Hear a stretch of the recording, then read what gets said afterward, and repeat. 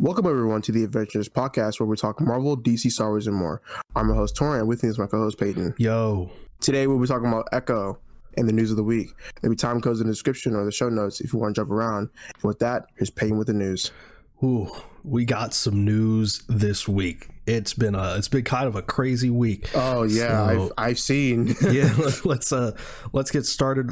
First, Caitlin Dever, I think that's how you pronounce her name. She was in Booksmart and most recently No One Will Save You. She has been officially cast as Abby in The Last of Us Season 2. We have to fucking protect her. Yeah. She's already getting shit. Not because of Abby as a character yet, but I assume when the show does come out, yikes.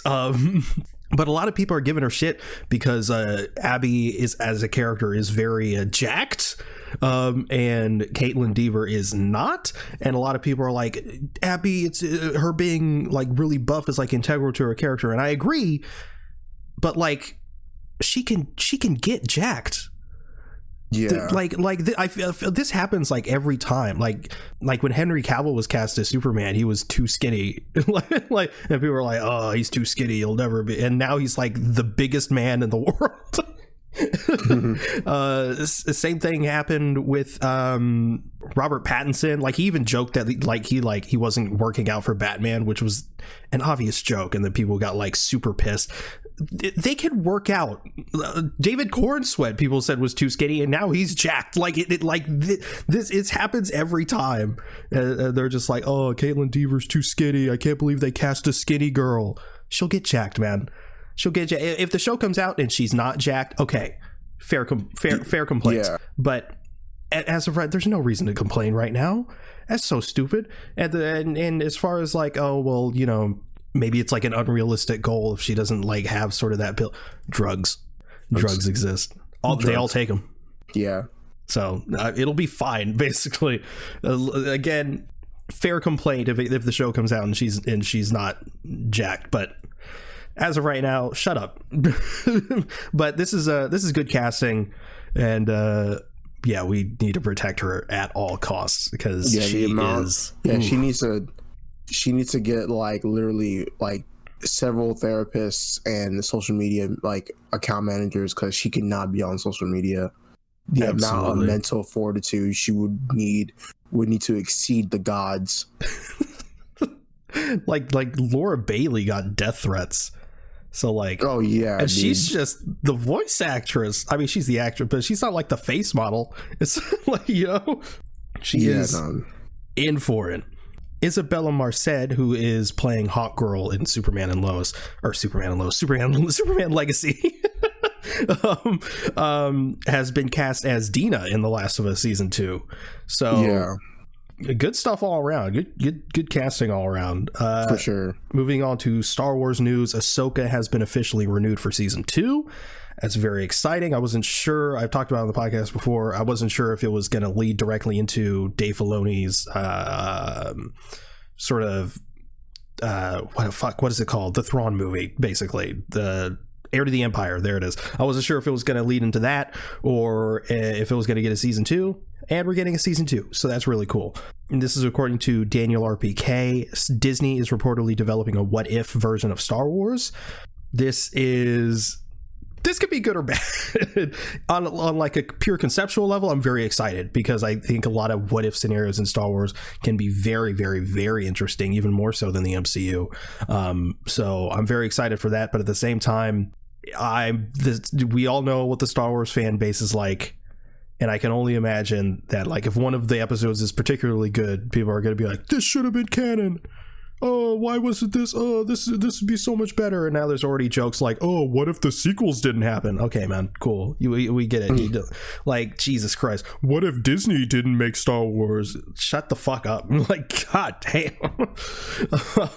Motherfuckers make Star Wars their whole life, bro. Like you're fucking gross. Ridiculous. But yeah, this could be like really, really cool. Like what if like Dooku didn't turn to the dark side or something like something along those lines? What if Rey accepted Kylo's offer in The Last Jedi? Like shit like that. Qui-Gon lived. Yeah, true. What if Anakin never went to the dark side? I Yeah, don't know. exactly. Yeah. What if Padme lived? I was just about to say that. Yeah, dude, no, that's crazy. This could be stuff. incredibly cool, or it could be a fucking disaster. Not because of the show, but because of the fan base. Yay! But also, the Mandalorian Grogu movie is in the works. Jon Favreau is set to direct with a theatrical release planned, and this is according to the Hollywood Reporter. The Mandalorian season 4 was actually all written, but Lucasfilm reevaluated their plans during the strikes and made the Mandalorian and Grogu movie the priority. So I think this might be good, right? Write a movie. Yeah, I mean, something. You haven't. I don't think you haven't seen season 3, right? No, not yet. Have you seen season 2? Yeah. Oh, okay. You're behind, but you're not that behind. Okay. Yeah. Yeah. A lot of people weren't feeling season 3. I enjoyed it. But honestly, with the way the show just keeps getting like bigger and bigger, and they clearly want to do more and more stuff, and that a show just might not be able to handle all that they're trying to do with the budget that they have. So a movie might actually make a lot of sense. But yeah, I'm not actually sure what the movie would be, just with the way season 3 wrapped up. So I'm not sure, but a movie would be good. My only thing is, because it's coming from a Disney Plus show to a theatrical medium, are they going to try to keep the same sort of visual language of the Mandalorian? Because Star Wars has such a massively high bar for visuals. I hope it looks like a Star Wars movie and not like a Disney Plus show that you're watching in a theater. You know what I mean? Yeah. So that's my biggest hope for it. But yeah, as a story, I genuinely have no idea. So this is a huge mystery for me. Moving on to some DC news. This is according to Deadline. Millie Alcock and Emilia Jones and Meg Donnelly are in the mix to potentially star as Supergirl in the DCU. Now, before I move on, it is important to say that James Gunn said on Threads, he said, quote, "It's difficult to debunk stories that are fake, but with some element of truth. Either I have to point out what's fake and what's true and give away a bunch of stuff I don't want to, or I just say the whole thing is fake and get accused of dishonesty down the line when the one true part comes out." Anyway, there's a couple of those stories around recently. Now, he said this pretty much right after the Supergirl story broke, so one could assume that this is what he's talking about. So one of these names, at the very least, is incorrect. I would assume it's Emilia Jones, I think, is the one that's incorrect. But Millie Alcock and Meg Donnelly, I also want to point out that Millie Alcock is 23, Emilia Jones is 21, and Meg Donnelly is 23. So they're going for a very young Supergirl, if even one of these is true. So I think that'll be interesting. I think previously what the previous DC regime wanted was maybe a little bit of an older Supergirl that was possibly more experienced. What I'm curious about is that they're adapting the Supergirl Woman of Tomorrow storyline, and that version of Supergirl is very experienced. So I don't know if they're just like going to be like, okay, the actress is 21, but like the Supergirl is, experienced in this world already, or they're going to go for a newer, less experienced Supergirl, but still tell a version of that story. I'm not sure, but these choices seem decent enough. I'm not 100% familiar with all of them, if I'm honest, but at least visually, I mean, there's some blonde women, so Yeah.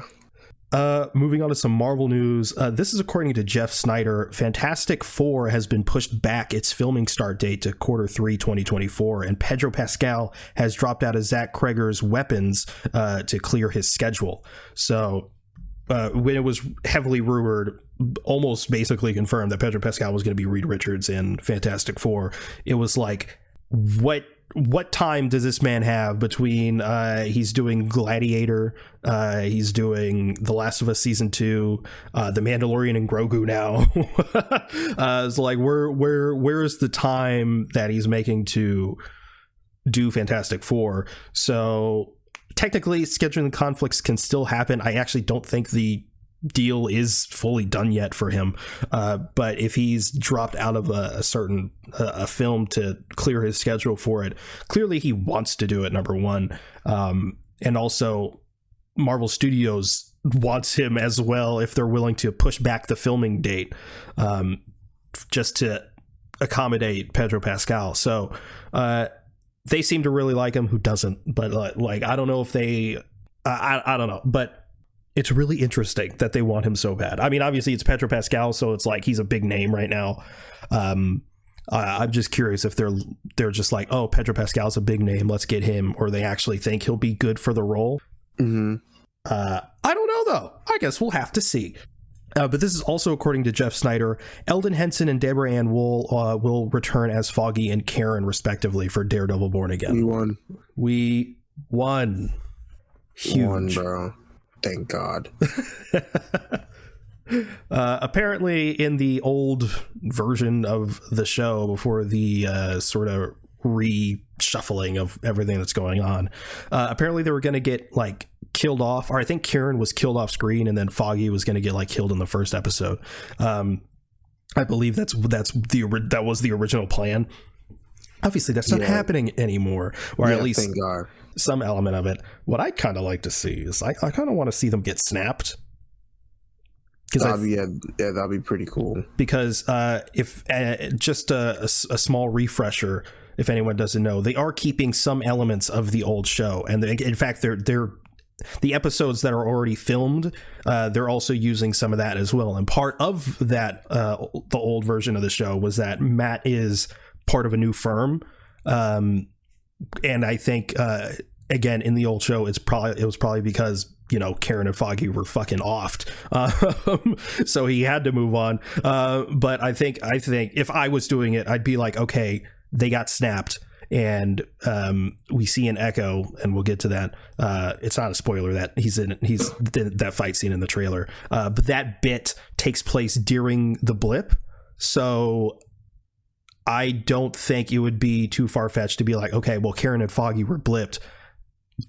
Within those 5 years, he had to move on, so he went to a different firm. I think that would be the best way to do it, but what do I know? I also think it'd be cool to just have a blip scene from Matt's perspective. Oh, dude, yeah, like imagine like the world on fire, and like you know, like his POV. And then like just people just being vanished. Yeah, people's like, heartbeats just going away. Yeah, they're like fading away and shit, dude. Yeah, and he's like, what the fuck? What the hell is happening? Yeah, I think that'd be super cool. The blip is like Marvel's Order 66. It's like much. Every time it happens, it's like, oh, it's this again. But also every time it happens, it's like, hey, this is pretty good actually. This is every time it's like it's done really well. But yeah, Foggy and Karen are coming back. That's amazing. We still don't really know in what capacity. It could still be a smaller role, but the fact that they're back at all instead of just being killed immediately is definitely a good thing. I don't know what they were thinking, to be honest. They weren't, dude. True. So good thing that they didn't just move ahead with it and were actually like, hey, let's redo some of this with some new people. But the directors of Moon Knight and Loki season 2, who are now doing Daredevil Born Again, they like to tweet of someone being like, the new directors have to like really nail that tone. And they like the tweet, so I think that's like, yeah, they're like, yeah, we know we're gonna do it. It's fine. So that's a really good sign. But that's it for the news of the week, which means it's time to move on to our topic, which is our Echo review. We're gonna do non-spoilers and spoilers. Oh God, because it just came out. Right? It just came out. I don't care, bro. If you ain't watching it, bro, then like you're dumb. I'm just like, okay. What are your general thoughts on it? I think they did a lot of things, you know, how I wanted them. I love the representation of everything. That was like the biggest part for me.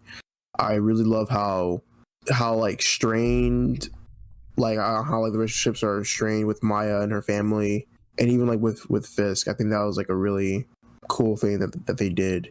Also, like when I read that the cast and crew took ASO classes.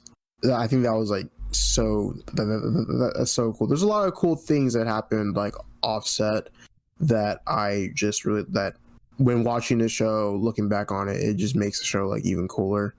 There are some things that I wish could have been done differently, and I think the main problem, at least in my opinion, was the editing. Like obviously there are some things that they wanted to include but they couldn't due to like the I don't want to use this, but the Disneyfication of this show. And so I think that while 5 episodes I think is okay for this type of show, I still think that it could have been a lot more that we could have seen, whether if it's like, you know, more Fisk or more of like Maya, or even like just even like the ancestors, more of that. But something that like I said, I think there should have been a little bit more. Other than that, I think the show is fine. I don't like hate it. It's definitely one of the better MCU shows for sure. I'm giving it like at least like maybe like it's between like a 6 or a 7. I mean like 6.5. It's like a 7 probably. But other than that, I think it's fine. Yeah, I've heard other people talk about the editing. I didn't feel that at all. I really enjoyed it all the way through. I told my brother, I was like, what was casting like for this show? Because they have to get natives, and they also like preferably probably Choctaw people, and they also have to either know or learn ASL. Like it's a lot of the boxes they have to check for this show. So I wonder what the casting process was like, but everyone in the show was really great. One thing in this show in particular that I think they did really well was balancing the tone between, you know, dramatic, and there was comedic moments, but the comedic moments that were there were either like deadpan from characters like Maya, or they were from comedic relief characters, which there was like one, you know. So I thought they balanced it pretty well. I would have liked to see them push the R rating a bit more. That too. But at the same time, what we got, it's not like it didn't. At the same time, for me at least, it didn't feel like they copped out a lot when like it's like when something R-rated would happen, they didn't really cut away from it. But at the same time, I can't tell if like when they were developing the show, if they knew it was going to be rated R, or if they decided it maybe later in production and maybe added some stuff. But that's besides the point. I was very pleasantly surprised that the 5 episodes worked for the most part. Obviously, I would have liked more episodes, but I think that's just a sign of I really enjoyed what I saw. I liked the characters and I liked this world, and I would like to see more of it. It's not even necessarily like Falcon and the Winter Soldier felt rushed. Like a bunch of other of these, Moon Knight even felt rushed. A lot of these Marvel series feel rushed, especially towards the end. And there was a little bit of that, but the fact that I felt that less in this show compared to a lot of the other MCU series, and this was 5 episodes, I think is a testament to how well they really balanced out this series and were efficient with the story they were trying to tell. But yeah, ultimately I thought the choreography was really good. I see a lot of people shitting on it, but I think people are just shitting on it just to shit on it. I think that the choreography was done. I just also felt like there wasn't enough of it, in my opinion. There wasn't like a lot of it, to be honest. Like I mean, I just don't want like story. I want like action, you know? Explosions. Yeah, I want like explosions. I want it to be like, I wanted like Michael Bay to direct this entire thing, you know? Yeah, I understand. but still, like, yeah, I feel like there could have been more action. I like more fighting. I just love fighting, dude. Like, I think it's so fun. I know you do. Especially when Echo, dude, she be rocking people's shit, dude. We're not spoilers. Yeah. I was gonna. No. Yeah, she was rocking shit, dude. She was doing her thing. Yeah, just a tad bit more. That's all I'm asking for. But other than that, I mean, like for what we got, dude. Yeah, I really enjoyed the them really diving into, you know, the native aspect of her character and her family. Of course, yeah. What's the actor's name? He plays her. Are you talking about the very first lady? No, the dude. No, the one that owned the shop. Oh, like is his character name or like the actor? The actor. Graham Greene? Yeah. I fucking love that guy. Dude, he's so funny. I love him in everything. He's like he's not a main character necessarily, but he's a main player in Red Dead Redemption 2. Yeah. And I was like, hey, it's my guy. I love him so much. And he did great in this series. He was amazing. But yeah, I really, everyone's performances was really good. Vincent D'Onofrio was Kingpin. I think, how do I say it? It's not like I think he like found the character again. Not that he like lost it in Hawkeye necessarily, is really because that was the last thing we saw him in. But he felt even more like the Daredevil version in this. For sure. Basically what I'm saying. And he was amazing in it. Of course, Alaqua Cox as Echo. She was fantastic. Again, I feel like the returning characters from Echo in this really did step up their game, and I think it really shows. But yeah, I'm mostly impressed by how they told the story with the time that they had. Again, 5 episodes. I think it didn't feel short to me. I think maybe like the last episode kind of felt short, but generally as a series, it didn't feel short to me. It felt as long as like Loki or whatever. So I was really impressed by that. Again, I was impressed by the choreography. I really enjoyed the story that we got. I'd give it like an 8. I really liked it. I thought it was good. It was better than Secret Invasion. Anything's better than that shit. It's better than Moon Knight. It is better than Moon Knight. It's better than, I'd say it's better than Loki season 1. I don't give a shit. I'll say it. Not season 2 though. Oh yeah, no, not season 2. That's insane. Yeah, the only thing that's better than Loki season 2 is like Daredevil. Well, Daredevil is just the best MCU show. Like, true. Oh yeah, it's MCU. Yeah, it's canon. Yeah. It feels so weird to say that now. I know. Yeah, it's canon. We'll talk about more of its canonicity later, probably. But if anyone doesn't know, they officially made it canon. It's in the timeline section of Disney Plus. And there was one of the trailers where they just showed parts of Daredevil to highlight Kingpin's character in the series. And I guess slight tease, they do make it even more clear in the show. But yeah, they were like, yeah, it's canon. And even one of the producers was like, yeah, it's canon. Finally, just being explicit about it. I imagine the only reason why they were sort of like tiptoeing around it was just because of all like the Defender stuff, Iron Fist, basically. Yeah. And having to deal with it. But maybe they just won't deal with it. I don't know. Anyway, let's go into spoilers. Man, that first episode though, trash. Yeah, man, it's like, I mean, I'm just so upset that like we didn't see them hitting each other, you know? Like, I wanted them to really get hurt in the choreography, like, because I'm just a regular person. I don't know how choreography works, so I wanted them to. Yeah, literally, it looks like a dance. I know. Why did it look like that? Like, dude, like, oh my god. It was so good though. It's I know. So good. I can't like, dude. Be thinking about it, dude. Oh my god. You know how like people get giddy and they start like clapping their hands really fast? That's how I was. You know? I was like a little kid, dude. Because I know people were showing the fight on Twitter, and I was like, I'm not trying to watch this. And then when I watched it, I was like, oh my god, it's him, dude. I was like, I was so fucking excited. But dude, yeah, that first part, I really loved how like. Also, you want to know something too? Like, young Maya is such a great actress too. She looks so much like her. I know. It's insane. I know. Who is that? Dude. She's like so, dude, she's so great. She's so great. Like, oh my god.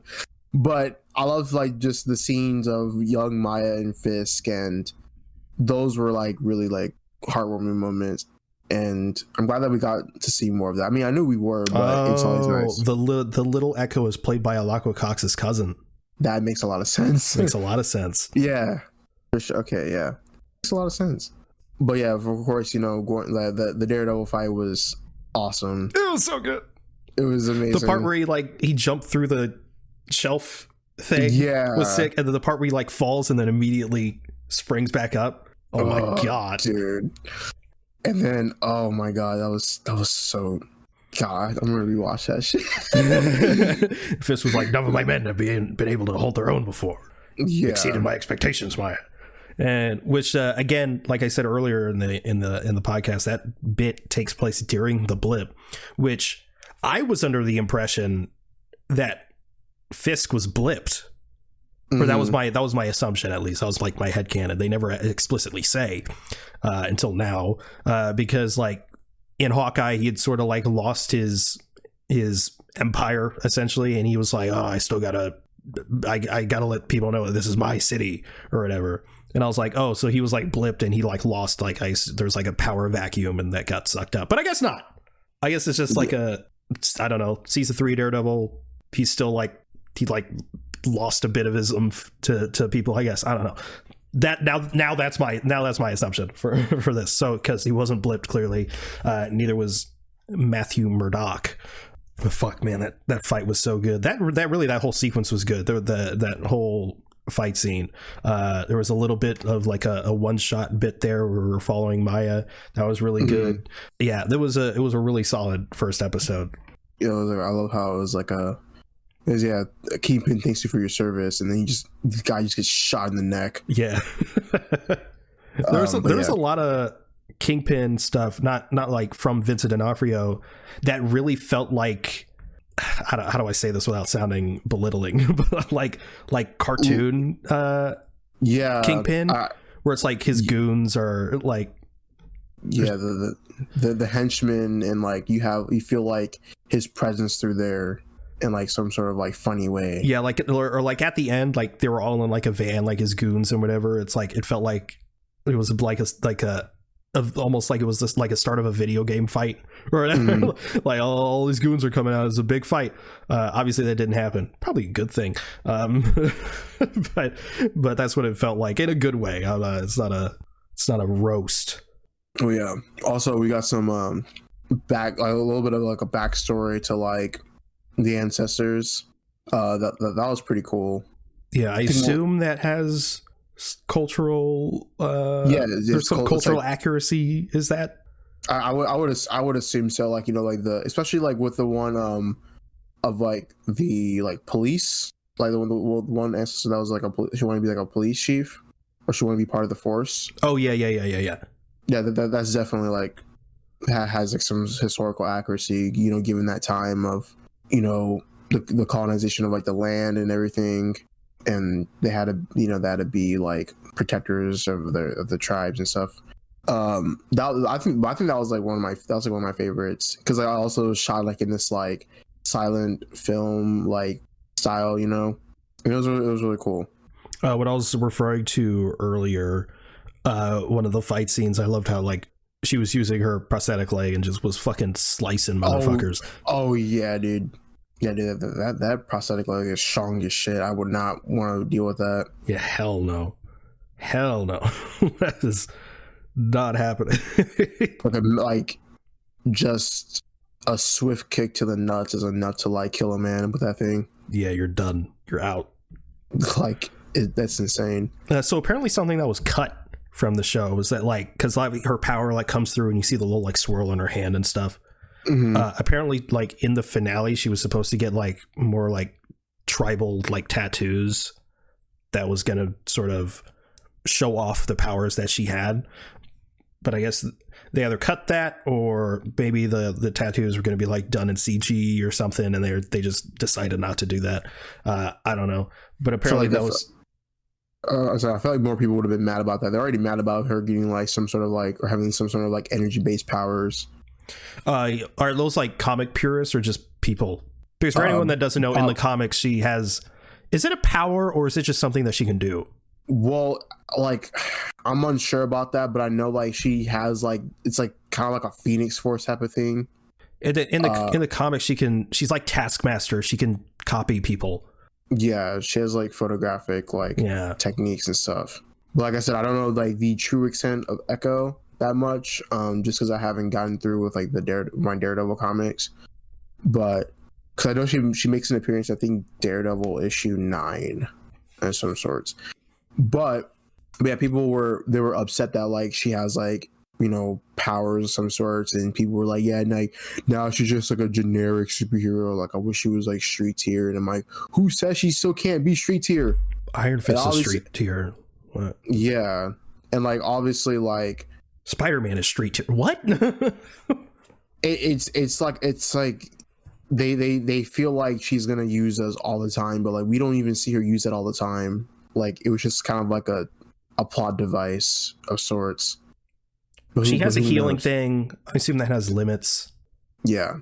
And it's not like for her mom. Yeah, and it's not like I thought she was gonna like heal Kingpin's eye.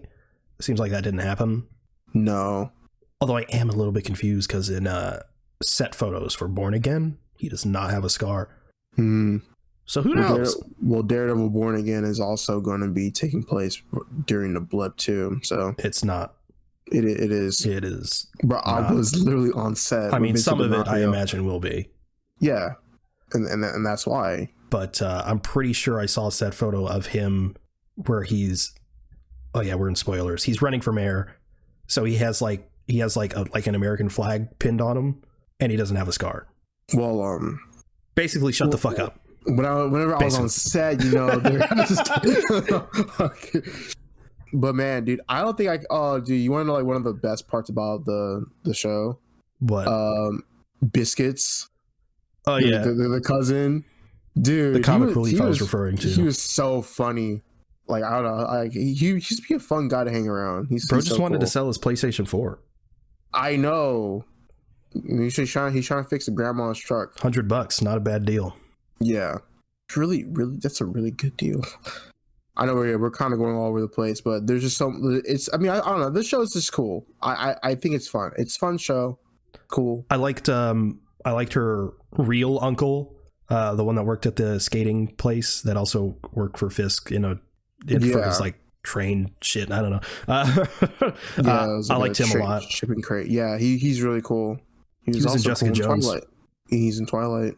Jessica Jones is better. He was in Jessica Jones. I think he got killed. That's canon. I don't remember. Yeah. It's canon. I don't know. I loved when the other dude that worked at the skating place just got shot. I was like, thank God. Oh yeah. Fuck that guy. Vicky. I don't know. Kind of grown ass man has a name Vicky. Timmy Turner ass name. Timmy Turner ass. Yeah, dude. Yeah, when he got shot, dude, by that Casey Neistat looking guy. That's insane. No, dude. I'm just saying. He just looks like he reminded me of Casey Neistat. I don't think he looks anything like Casey Neistat. Maybe I was just looking at shit. That shit. Probably. Yeah. He sounded like Zane. Zane? That's his name, Zane. Oh, he sounded like Kingpin's dude. He sounded like Jason Statham, but like on drugs. It's like if Jason. It's like he tried to be like Jason Statham if like he was trying to mimic Steve Irwin. Steve Irwin? What? Yeah, he has like a New Zealand accent, or like Australian. Does he? It sounded like it to me. Just sounded like weird posh Jason Statham. Jason Statham trying to do the Joker. That's crazy. I don't know, but he was cool. He was fine. You know who I would have loved though? What? Wesley. Rest in peace. Oh, dude. It's Wesley, man. He's actually really cool. Like I fucking loved Wesley. I know. He was standing on business, dude, for real. He was just that dude. On God. But oh man. I think like one of my favorite, also like just I think it was also like just a really great thing in the show where, you know, people were just, you know, doing the ASL. I think those moments were really cool and really like nice. And also it makes me want to learn sign language for sure. I know, right? I don't have the brain capacity for that, but I mean, I would need like patience for that shit, for that stuff. I mean, I think it'll be really cool to know. But yeah, like knowing that, like, I think like the scene with when Echo's talking to her grandma, and you know, she was like basically explaining to her that like, yeah, I didn't like really disown you, I disowned your dad because I know what your dad is, like, kind of stuff like that. How'd you feel about the grandma just as a character? Because I know I've been seeing a lot of people say that that's their least favorite character. Do you like? Is there any like reason why people were saying that? No, or they're just saying like in terms of like they just said I didn't like the grandma. That's it. That's literally all it is. I think the grandma was fine. Obviously, like it's like a thing to where she is constantly hurting because, you know, like losing like her daughter, and then like her granddaughter comes back, and like knowing that what she is. So like it's a very complicated like, situation. I don't like hate her. I mean, I don't like, really dislike her character. I definitely do think that like I could have seen more from her. I don't know. I mean, I'm pretty sure that the worst character in that show is Vicky, that dude from the skating rink. True, and his little girlfriends. I don't know. His little girlfriends. Yeah, they're fucking rednecks. Disgusting. I know, right? Imagine being from Oklahoma. Disgusting. That's crazy. I also like Bonnie. Bonnie was pretty cool. Bonnie was fun. Did she do anything? I mean, she did something at the end of the finale. Oh yeah. That's right. I was like, I swear I saw her fighting. And the grandma. Both her and the grandma like just suddenly start whooping ass. Shazam type beat. I know, right? Then like literally. Let's talk about Kingpin a bit. He's so fucking good. He's so hot. I think one of my favorite scenes with him and like young Maya or whatever, like, you know, young Maya wants ice cream and he just fucking pummels the ice cream guy in the alley. Yeah. And young Maya goes and kicks him. I'm like, yeah, get his ass. So adorable yet violent. Yeah. It's like, oh, that's not good, but also, aw. I know, right? I'm like, yeah, kick him. Get his ass. You didn't give me your fucking ice cream. Fuck that, dude. Bro was like, use your words. Fuck you. Get your ass beat. I know. Yeah, fuck off. You don't talk to her like that. But yeah, like you said, like it's almost like, you know, Vincent D'Onofrio like found the character again, more autistic than ever. What? He's autistic. What made you come out to that with that conclusion? Kingpin is autistic. What made you say that? Because he said that's how he plays him. Oh, like you talking about Vincent D'Onofrio or like Kingpin? Yeah, both. Vincent D'Onofrio plays Kingpin as a kind of autistic. What does that mean? What do you mean? What does that mean? It just means he's autistic. But like, what are you confused about? My brain is hurting. What are you confused about? Is there like a scene or like a tweet that he said that made you come up with that conclusion? I didn't conclude anything. Vincent D'Onofrio said that he plays Kingpin with a bit of autism, a little sprinkle of autism. Where did he say that? It was in an interview. He also said that I think he said that his like son is autistic or something, and he said that he thinks he might be autistic himself in some form, but who isn't? You know. It's okay. Let's move on. Who is it these days, huh? We're all a little autistic, especially us. I cannot confirm nor deny. Just two autistic boys with a podcast. This is insane. But yeah, like you said, it's like he found the character again. This is like more Daredevil type Kingpin. I just love how, even in the show, like while he never fails to play like a subtle yet violent person, and we get that. And also I love how he just has like a little bit more compassion towards Maya. I love, like, you know, the Sunday dinner scene, and like, you know, he's basically saying like, yeah, you know, like you're ready, you know, you're like, I've taught you all you need to know. And then a fucking just offs the also ASL. the interpreter. Yeah. I'm like, dude, you could have like kept her like for, because it's funny because, you know, like, yeah, you could have kept her, and like, because later on there's dialogue where Maya's like, yeah, you gave me like a eye because you couldn't even like learn ASL. And then I remember someone would say like, a little bit.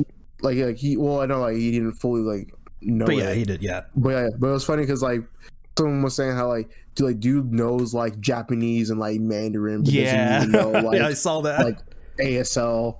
I'm like, yeah, that's kind of crazy. Oh, speaking like at the beginning of the show, I did like it. If you've seen Daredevil, you know this already, but if you haven't, it doesn't specifically spell it out for you, but like it shows you that like when Maya's about to get arrested, he just shows up. he just shows up and walks over, and the cop's like, "Hey, sir, I'm gonna need you." The other cop's like, "Dude, you know who that is? Jesus Christ!" Yeah. I love that. I love that stuff. But yeah, you know, it's one of those like little moments that are like, man, like this is just so like, it's so cool just to see Kingpin again. I also loved the scene of where, you know, I think it's like episode 4 where like Maya goes to the casino and like, you know, opens up the door and fucking Kingpin's like, I've soon become to kill me again. And then like he's like, you know, I want to like give you something, or I want you to see something. And she has like the freaking mallet. The second he said, I want you to have something, it was like something of mine, and I was like, is it the fucking hammer? No way. Yeah, the hammer. Yeah. I'm like, oh shit. He shows it. I was like, oh shit. It's like okay, so it's canon. And then he talks about like, yeah, how he killed his father. The fact I really wanted him to say when I was a boy. Yeah. When I was a boy, I was just like, oh, if he said that, that would have been amazing. And then the thing I expected even less in the finale, when she does the little healing thing, and I assume she goes in like his head or whatever, and we see the wall, and you know, and like the mother crying. Yeah, dude, I'm like, I thought when that was happening, I was like, dude, he's fucking beating the shit out of her. The ball's breaking. Like, what is he doing to her? This is insane. Crazy. I didn't expect to see that at all. Yeah, in any capacity. Well, reference to it, sure, but like, that part I really enjoyed. He's like, what did you do? What did she do? Just, she wanted to take away his pain. Shit's still there. I know, he's still there, and that's what makes him run for mayor. I was like, yeah, and like I just love how like during that post-credit scene, it's like, yeah, we needed someone who's a brawler. I'm like, you're saying it out loud. He's right there. Like, who is gonna help defend New York City? I'm like, oh my god, who shares their values in a bare-knuckled brawler? I'm like, yes. I'm like, yes. It's like we knew that was happening, but it's still like cool to see. Yeah, for sure.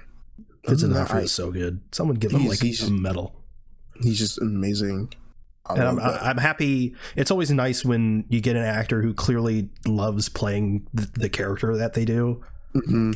And he's obviously in that camp. So is Charlie Cox. Love that shit. Yeah, you could tell that just Charlie Cox is like full of joy when he wears a Daredevil costume. Yeah. Even that little tiny bit that we saw, he's like, oh, he's having fun, isn't he? Yeah, I know.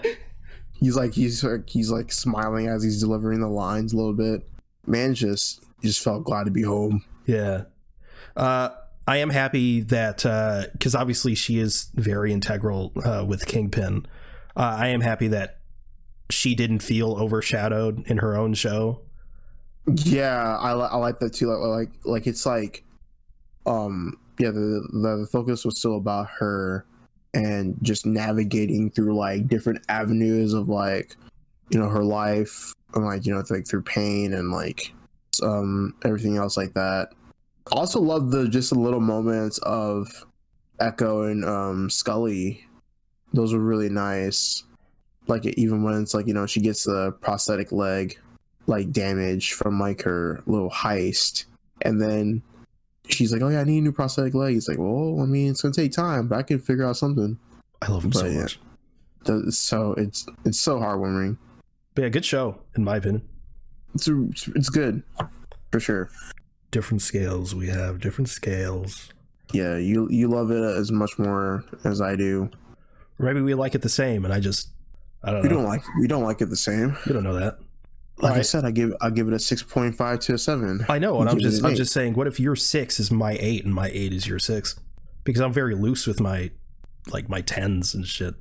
Yeah, it's definitely. Yeah, I see what you're saying now. Let me bring it down to a 4. I'm kidding. Oh, in that case, I guess I'll bring it down to a 6. That's crazy. Oh no. What have I done?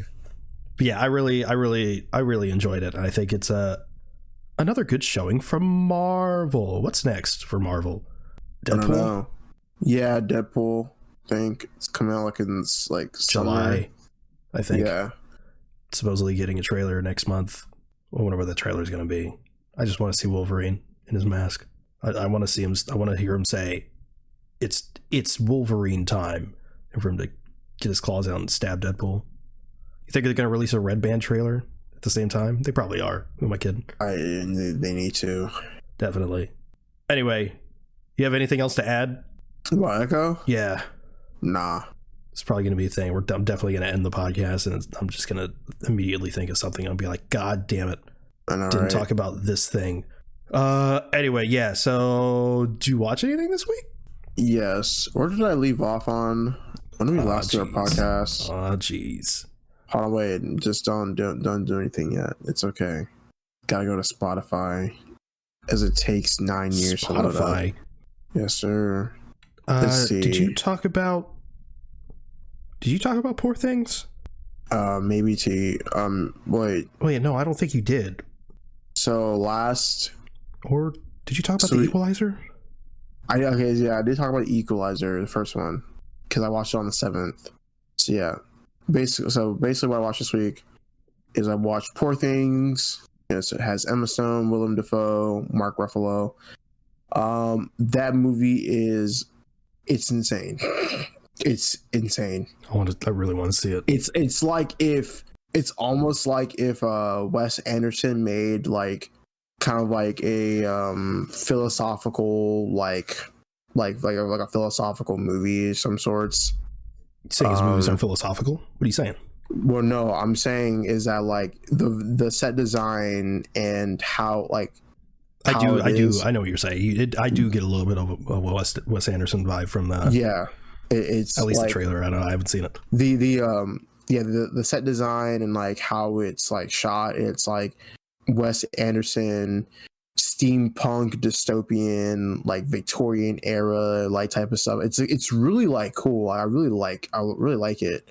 There were some parts like there's like, you know how like in like movies they'll like have like a not like a scene, but it's kind of like a shot of like describing of like a kind of like act 1, act 2, act 3 or whatever.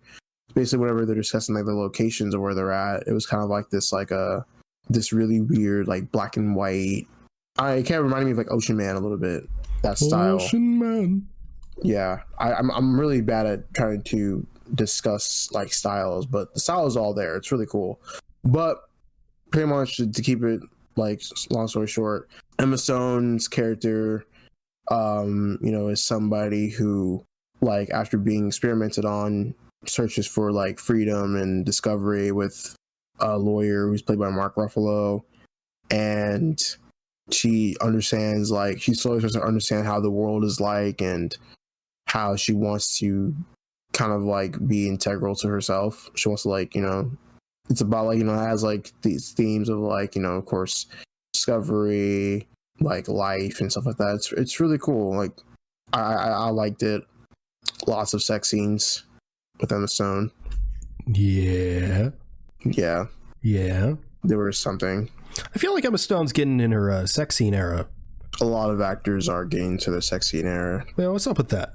Because I feel like it's weird because I feel like I've seen an uptick in sex scenes, and yet I feel like our generation is very anti-sex scene, or not anti-sex scene, but like we don't like it.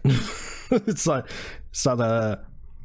like a requirement because like I feel like a lot of times back in the day, it was like if you don't have a sex scene, what are you doing? But now it's like, do we really need sex scenes? But, yeah, I feel like this in this instance with Poor Things is that the sex scenes are like, I understand like where it's coming from, like along with the story. One complaint that I have seen from like a friend of mine is that like there's like a little too much sex scenes, and I can understand that from her point of view. But other than that, I mean, I think it's good. It's funny. It's very the way it's shot. It's like super cool. It's super vibrant. The set designs they're super cool. The story is really nice. It's my first like Yorgos Lanthimos, if I pronounced his name correctly. That was my first film. And speaking of Wes Anderson, because it was my first film from Yorgos, I thought I wasn't gonna like it as much because it's like, well, I've only seen very few Wes Anderson movies, so I can't really grasp his style. I want to know if that's gonna be the same for Yorgos, and clearly that wasn't. I loved it, but I'm gonna check out more of his films. The next film I watched, of course, I watched The Equalizer 2. It's fine. Of course, Denzel excels in every one of that. It also has Pedro Pascal. Ooh, wait a minute. It does say it has Pedro Pascal. And basically, the movie, around the first act, it's kind of like, I mean, I wouldn't say it's a little slow, but like it definitely picks up like later on. But it kind of shows how like Denzel, his character Robert McCall, is he's a community man. He's always there to help out people, and you see that. And later on, he tries to figure out the death or who caused the death of like one of his best friends, and I think it's pretty good. I mean, it's a little. There's some stuff that could have been done differently in terms of like some of the motivations of some characters.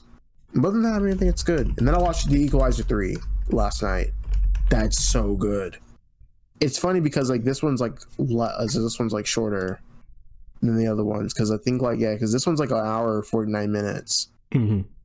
And had it been 2 hours, I think I would have given it a higher score. But I think like just enough. It's really, really good.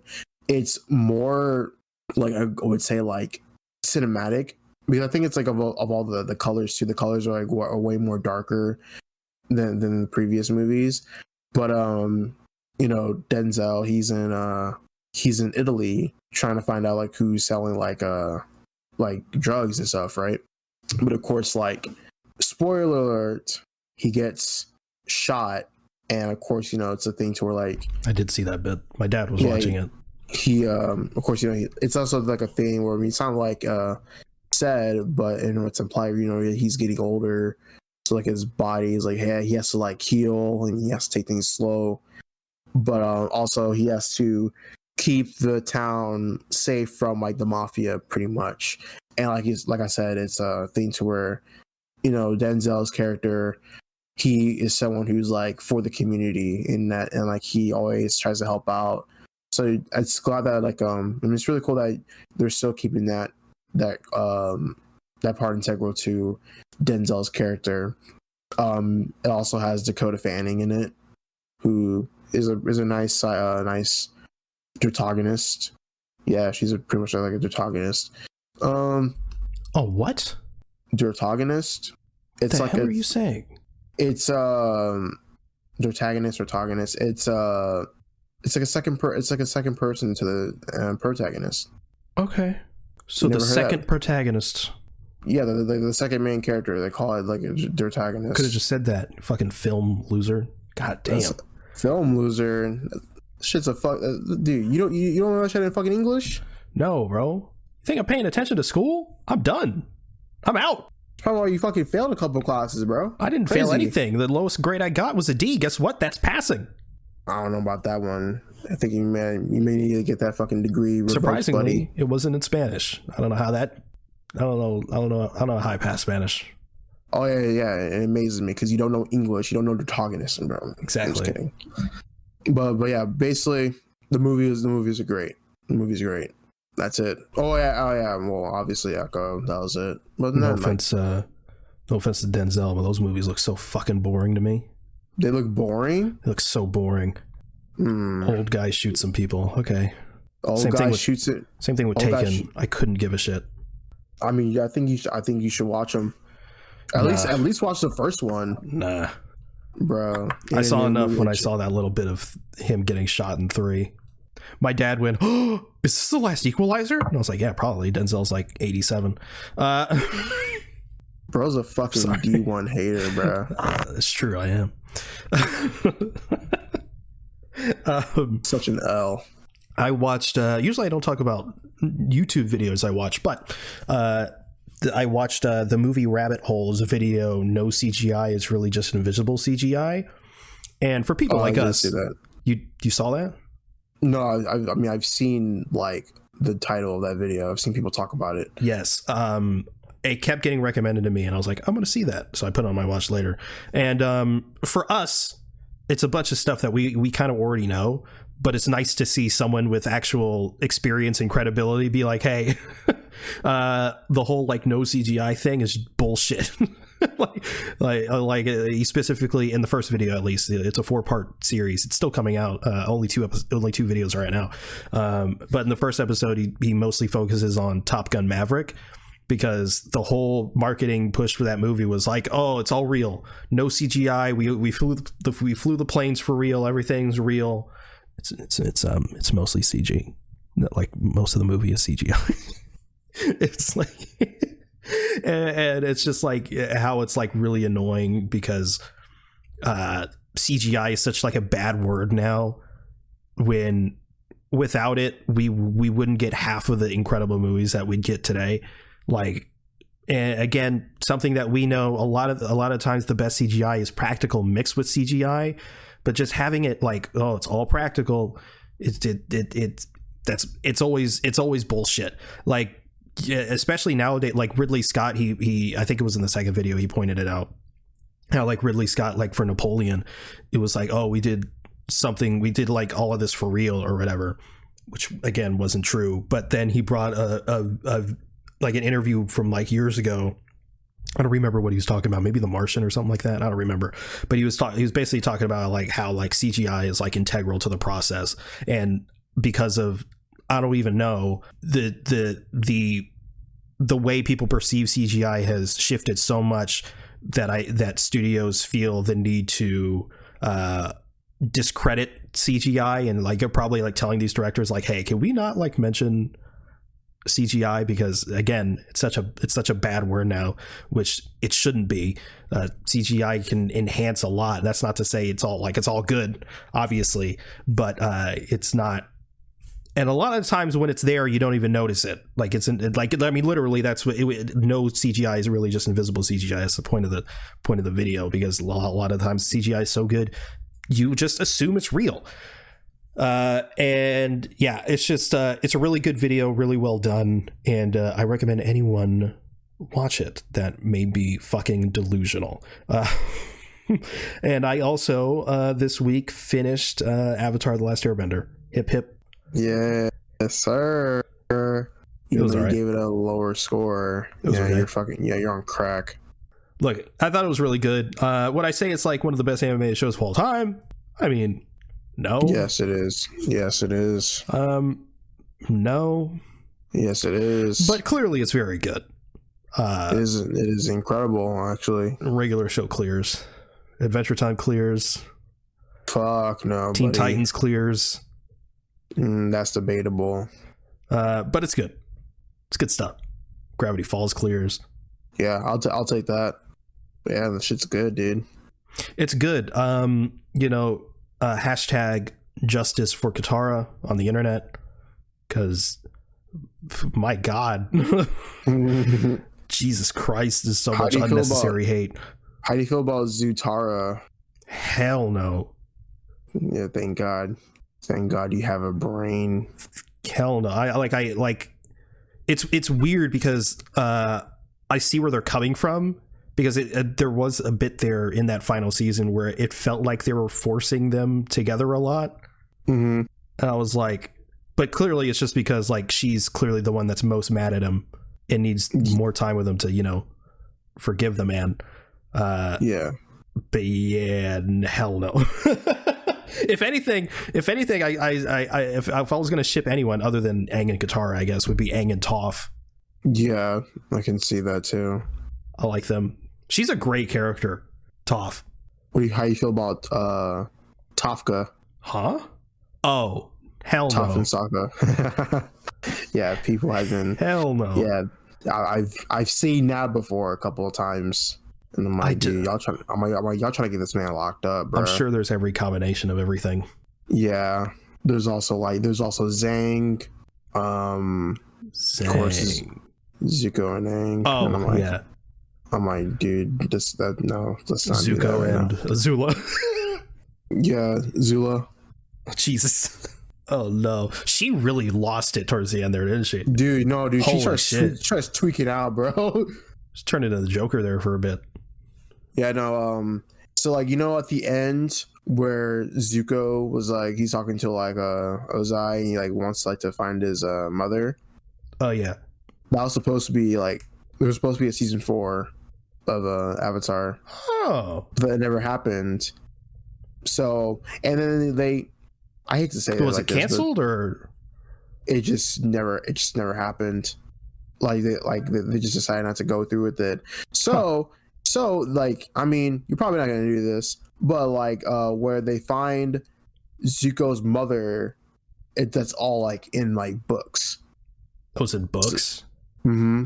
Okay, yeah. So can you explain to me exactly what Legend of Korra is? Legend of Korra is a sequel. Yeah, I understand that, but like how far into the future are we talking? It's like 70 years. 70? Yeah. It's 70 like 70 years. Oh my god. Yeah, and it's like basically like I think Korra is very interesting. I know it gets like a lot of hate, and one of the main a complaint I've heard about the show is that there's not enough of like women. You know, gang. There's not enough of the gang, you know, that they call them the gang. The gang. Yeah, GAANG, gang. Where, you know, but yeah. So there's not enough of that. Who's in the gang? I'm confused. The gang is like Aang, Toph. Oh, the OGs. Yeah, the OG. Yeah, they call them the gang. So there's not enough of like that, but like it's in like flashbacks, and you know, of course, Aang is dead. Oh. Katara is like super old. Toph is super old, and Sokka is like he's dead too. So pretty much that was a complaint. What about Zuko? Zuko, he's you want me to say what happened? Are you gonna watch Legend of Korra? You should watch Legend of Korra. We'll see. Zuko's Fire Lord. Well, he was Fire Lord at the end of the. Okay, so he's just still Fire Lord. But no, but there's something about that. Oh. What about whatever their name is? His girlfriend. Yeah, what about his girlfriend? May. I forgot.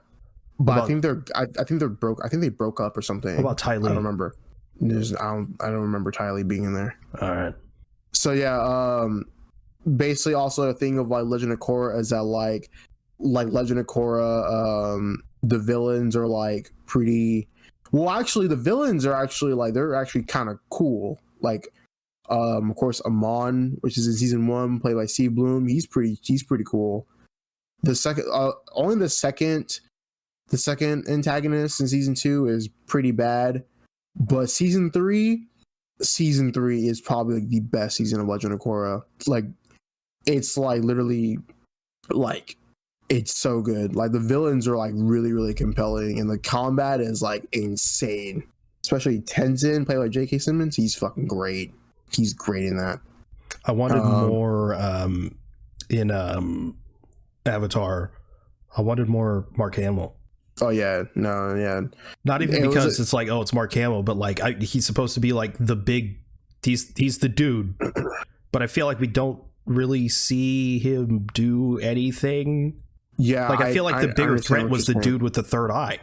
Oh, the Combustion Man. Yeah, the Combustion Man. He was putting in work, but Yeah, I understand what you're saying, but it's like a thing to where it was like they were like literally like leaving him like for the end. Well, yeah, I think you should check out Legend of Korra. So was the 4th season supposed to just be like more Zuko focused? Since yeah, it was supposed to be more Zuko focused. So like basically in the comics, it's like basically in the comics or in the books, it's like Zuko. Yeah, I think it's like Zuko, Mei, Ty Lee, and Azula. They go looking for Zuko's mom, and they find her.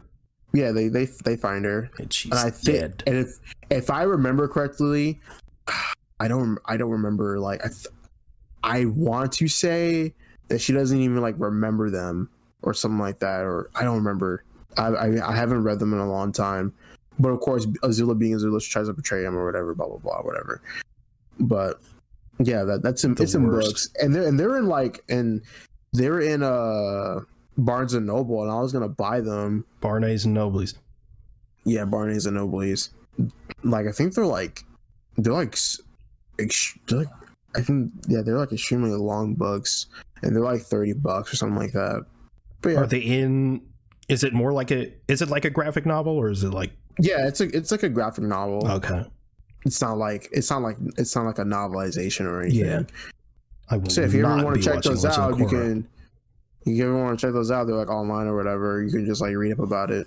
I'll just watch a timeline video on YouTube. You can do that too. Forgot those existed. Then I don't have to watch Legend of Korra. No, bro, I think you should give Legend of Korra a chance. I think you might like it more than Avatar. I think you'll like some elements better of Avatar. I'll definitely like the combat in Legend of Korra a little bit better than Avatar: The Last Airbender. It's better animation, probably. Yeah, the animation is solid. There's also one thing you may not be a fan of: love triangles. That's all I'm gonna say. Oh yay! Yeah, I love that. Actually, that is a thing that I guess it's not something I enjoyed. It's just the absence of it was that there wasn't really love triangles in Avatar. Mm-hmm. Oh yeah. Also, you want to know how to make Legend of Korra even better for you? Oh, Aubrey Plaza's in it. She's in a lot more than you realize. She's in it for like 2 seasons, like 2 or 3 seasons. Is that so? Mm-hmm. What? Is she a bender at all? She's I don't know if I don't remember if she's a bender, but like she's definitely like a fighter. She's like a dominatrix. So she's like batshit. Is she batshit? I mean, like she can be. So but maybe I'll have to give this Legend of Korra series a shot. I mean, dude, I think you would like it. I'm telling you, I think you just like it. Okay, maybe. Yeah, we'll see. But now it's your turn. For what?